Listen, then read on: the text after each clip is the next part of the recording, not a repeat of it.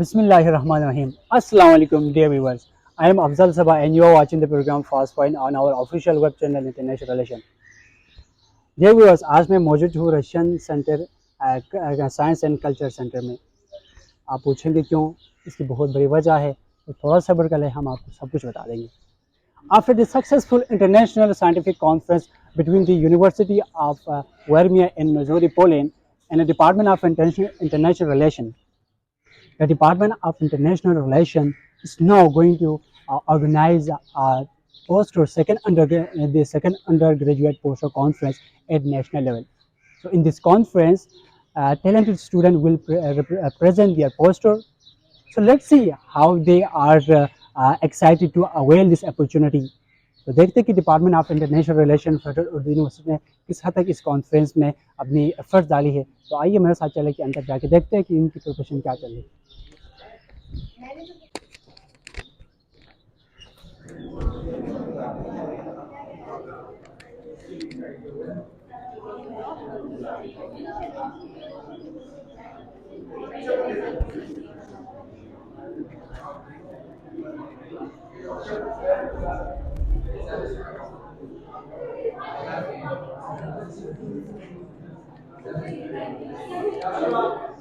आज के जो कॉन्फ्रेंस का जो मेन थीम है, मेन टाइटल है, वो है कि from Peter to Putin an astonishing journey from pro westernization to anti westernisation.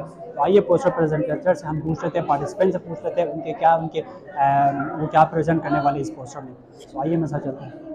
Participant यहाँ पे और इससे पूछते हैं कि अस्सलाम वालेकुम। वालेकुम सलाम। आपका नाम? Amjad Ali, BS 7 semester. अमजद अली, आप इस पोस्टर में क्या प्रेजेंट करने वाले हैं? मेरा जो टॉपिक है वो है स्पेशली जो इकोनॉमिक सेक्शन जो रशिया पे लगी है, उसके बाद उसके वेस्टर्न कंट्रीज से ताल्लुकात कैसे हैं। तो मेन चीज़ है सेक्शन कब लगी है। सेक्शन लगी है जब फरवरी 22 में जब रशिया ने यूक्रेन को इन्वेड किया। उस टाइम पे वेस्टर्न कंट्री, उसमें USA, European union, Canada, Australia शामिल है। जिनने मुख्तलिफ जो है सेक्शंस लाया। इकोनॉमिक सेक्शन मेरा जो टॉपिक है वो सिर्फ इकोनॉमिक पे है, बाकी ओवरऑल बहुत सारी जो है वो सेक्शन लगाई है वेस्टर्न कंट्री में। ओके, अच्छा अमजद साहब, आपने यहाँ पे एक पॉइंट नोट किया, यहाँ पे स्टेट सेंट्रिक, इसके मेन मकसद क्या है? जी, स्टेट सेंट्रिक यही है कि जो रशिया है वो कहता है यूक्रेन एज ए पार्ट है हमारा, ठीक है। वो हमारी एक जो अपना कह जाए मीन्स हमारी टेरिटरी है या हमारे लोग हैं।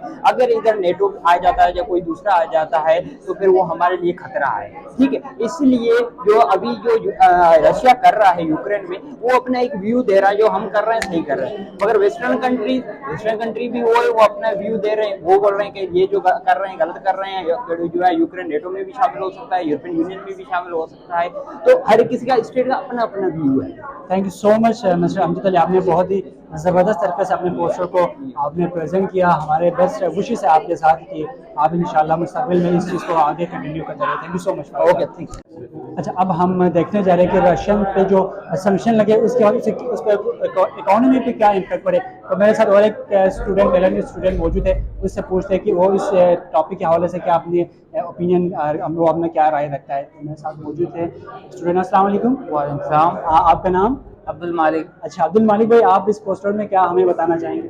इस पोस्टर में मेरा टॉपिक जैसे लिखा है Russian section reverse impact on the West. ये जो रिवर्स इम्पैक्ट हो रहा है रशियन सेक्शन के वेस्ट पे खुद ही जो हो रहा है। इसमें इंट्रोडक्शन में अमूमन लोग सोचते हैं कि 2022 में फरवरी में जब रशिया ने यूक्रेन को इन्वेड किया, उसके बाद से इन पर रशियन सेंक्शन लगी, इकोनॉमिक सेंक्शन लगी है वेस्ट की तरफ से। मगर ऐसी बात नहीं है। रशियन पे इकोनॉमिक सेक्शन 2014 से लगी है, जब क्रीमिया इन्वेड हुआ था।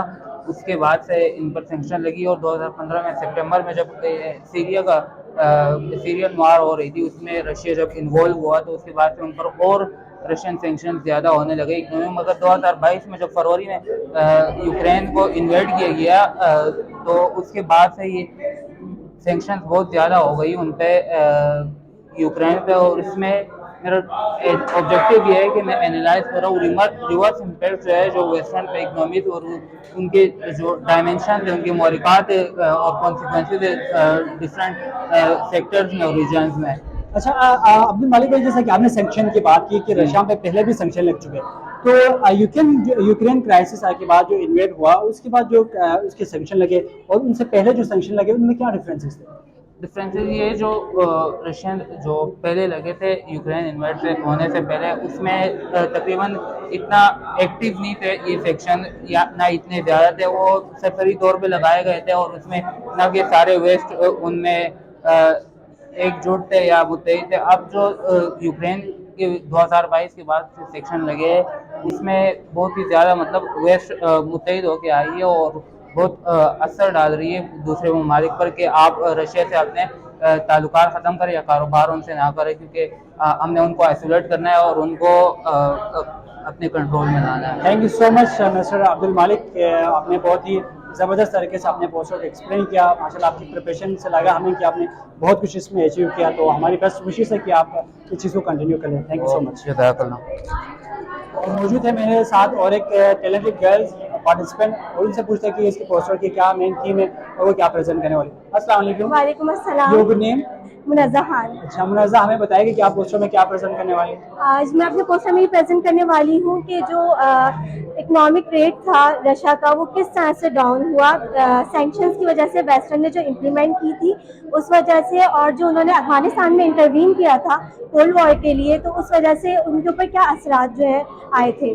तो अगर मैं देखूं, अगर 1979 से 1991 की हिस्ट्री अगर मैं देखूं, तो 1979 में जब अफगानिस्तान में इंटरवीन किया था रशिया ने, बिकॉज जो उनकी बैकअप डॉक्ट्राइन है कि जहाँ जहाँ कम्युनिज्म होगा वो उसको जो है जाके प्रोटेक्ट करेंगे जहाँ पे उसको खतरा होगा, सही है।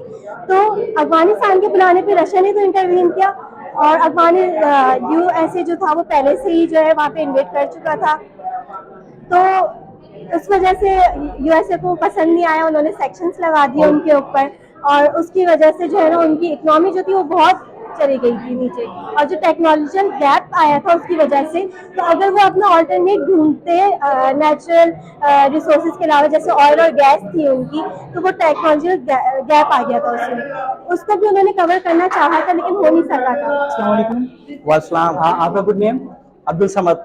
अब्दुल समद साहब, कि आप इस पोस्टर में क्या प्रेजेंट करने वाले हैं? मेरा जो मेन थीम है पोस्टर प्रेजेंटेशन के अंदर है वो है फॉरेन पॉलिसी एवोल्यूशन, के रशिया की फॉरेन पॉलिसी कैसे इवॉल्व हुई है, उसके थीमेटिक आपको यहाँ पे दिखेंगे कि कोल्ड वार ने कैसे उसे तब्दील किया है, नेटो एक्सपांशन ने कैसे उसे तब्दील किया है, वार्सो पैक्ट क्या था, उसके अलावा नेटो क्यों बनाई गई, अभी मौजूदा नेटो एक्सपांशन आप देख लें, आइसलैंड है, फिनलैंड है, स्वीडन है, ये जो ममालिक हैं रशिया के करीबी ममालिक जो पहले सोवियत यूनियन का हिस्सा थे, वो अभी नेटो ज्वाइन कर रहे हैं आहिस्ता आहिस्ता। तो ये रशिया के लिए ईस्टर्न फ्रंट से जो वो एक थ्रेट है, तो इस थ्रेट को काउंटर करने के लिए रशिया बहुत सारे इकदाम करता है। चाइना क्योंकि उसका एक देरीना पार्टनर है, उसके साथ मिलकर जैसे अभी उन्होंने सऊदी ईरान रिलेशंस को बिल्डअप करवाया है, इस तरीके से माशरे में या सोसाइटी में फॉरेन पॉलिसी जो है ना इवॉल्व हो रही है बहुत ही जबरदस्त। अच्छा समझ में, आपने यहाँ पे कल्चरल आइडेंटिटी, हिस्टोरिकल मेमोरी या डायनेमिज्म को एक्सप्लेन किया, तो इसके बारे में बताएगा हमें। हिस्टोरिकल मेमोरी और पावर डायनामिक्स यहाँ पे इस तरीके से हम बयान कर सकते हैं। फ्रॉम पीटर, जैसे पीटर द ग्रेट थे, कैथराइन द ग्रेट थे, उनके जो कुछ थॉट्स थे वो प्रो वेस्टर्न थे, वो समझते थे कि कुछ चीजें ऐसी हैं जो हमें वेस्ट से अडॉप्ट करने चाहिए, जैसे लिटरेचर हो गया, कल्चर हो गया, उनकी ड्रेसिंग हो गई। लेकिन आहिस्ता आहिस्ता ये चीजें इवॉल्व हुई, जैसे जैसे उनको पता चला रशियो टर्किश वार हुई, रशियो जापानीज वार हुई, इन वार्स के नतीजे में रशिया का जो इन्फ्लुएंस है एवोल्यूशन की तरफ वो आहिस्ता आहिस्ता चेंज हो गया। अच्छा समझ में, ये पिक्चर हमारे थोड़ा बहुत न्यू लग रही है, इस पिक्चर के बारे में थोड़ा गाइड कराएंगे। ये द न्यूयॉर्क टाइम्स की 26 दिसंबर 1991 की ये खबर है, जिसमें मिखाइल गोर्बाचोव जो है वो इस्तीफा दे रहे हैं जब सोवियत यूनियन टूट गया। सोवियत यूनियन में इनको खास इज्जत की नजर से नहीं देखा जाता, क्योंकि इन्हीं को वो शख्स माना जाता है जिन्होंने सोवियत यूनियन को तोड़ा। लेकिन ऐसी बात नहीं है, इन्होंने मेरे हिसाब से, और जो एनालिस्ट कहते हैं कि मिखाइल गोर्बाचोव ने सोवियत यूनियन को बहुत बड़े झटके से बचा लिया, और ये भी एक बड़ा फैक्टर है कि इन्होंने पीसफुली तमाम चीजों को हैंडल किया और सभी स्टेट्स को एक्सेप्ट कर लिया। Thank you so much mister Samad साहब, आपने बहुत ही ज़बरदस्त तरीके से एक्सप्लेन किया अपने पोस्टर को हमारे लिए। हमारे बेस्ट विशेष आपके साथ है कि आप मुस्तकबिल में अपने काम को कंटिन्यू रखें। ये थे हमारे साथ और एक टैलेंटेड स्टूडेंट हमारे साथ मौजूद है जिसने अपने पोस्टर को प्रेजेंट बहुत ही ज़बरदस्त तरीके से किया। Thank you so much for your time.